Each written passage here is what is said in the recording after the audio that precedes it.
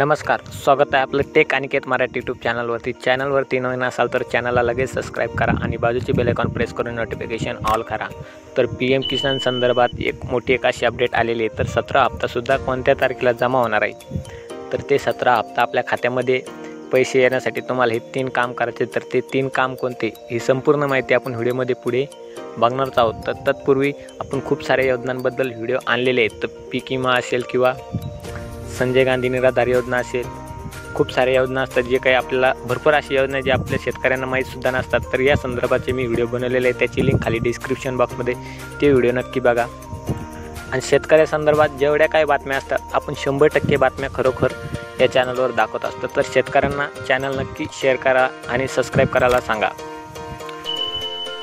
तर हा व्हिडिओ खूप छोटा असणार आहे, तर व्हिडिओ कुठे स्किप न करता पूर्ण व्हिडिओ बघा। चला व्हिडिओला सुरुवात करूया। तर PM किसान निधी योजनेअंतर्गत पात्र असणाऱ्या शेतकऱ्यांना वार्षिक 6,000 रुपये मानधन दिले जाते। तर हे मानधन 4 महिन्याच्या टप्प्यामध्ये दिले जाते। तर 2,000 रुपये 4 महिन्याच्या टप्प्याने दिले जाते। आतापर्यंत 16 हप्ते आपल्याला आलेले आहे।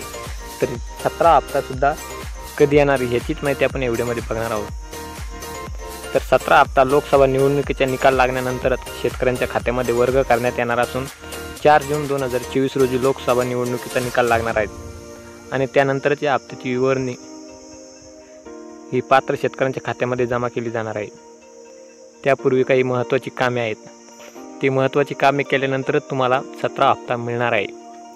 तर ती महत्त्वाची कामे काय असणार आहेत आपण पुढे व्हिडिओमध्ये बघणारच आहोत। तर महत्त्वाची कामे पहिले काम आपल्याला असं असणार आहे की सर्वात प्रथम शेतकऱ्यांनी आपले आधार कार्ड अपडेट करणे अतिशय गरजेचे आहे।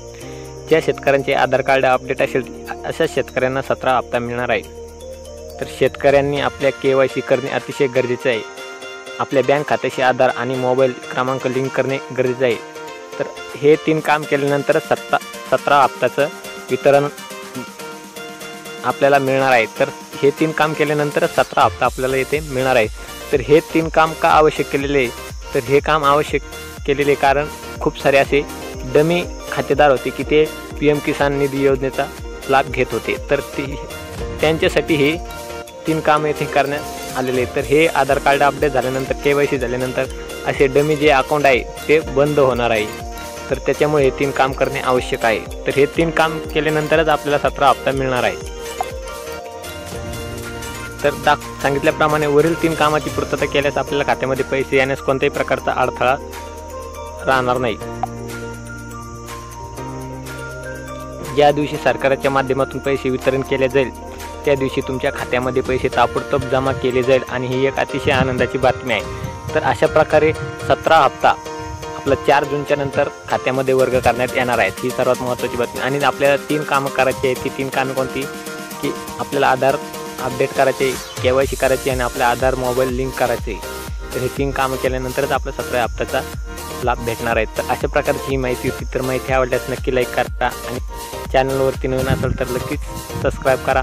आणि या अगोदर खूप साऱ्या योजनांबद्दल मी व्हिडिओ घेऊन येत असतो, शेतकऱ्यांची महत्त्वाची अशी अपडेटसुद्धा घेऊन येत असतो। तर शेतकऱ्यांना नक्की व्हिडिओ शेअर करा आणि त्यांनाही ह्या चॅनल सबस्क्राईब करायला सांगा। पीक विमा असेल किंवा PM किसान निधी असेल, नमो महा सन्मान निधी असेल, भरपूर साऱ्या योजनेसंदर्भात मी अपडेट घेऊन येत असतो। तर आपले चॅनल नक्की शेतकऱ्यांना शेअर करा आणि त्यांनाही सबस्क्राईब करायला सांगा। तर धन्यवाद, भेटूया पुन्हा नव्या व्हिडिओमध्ये। जय महाराष्ट्र।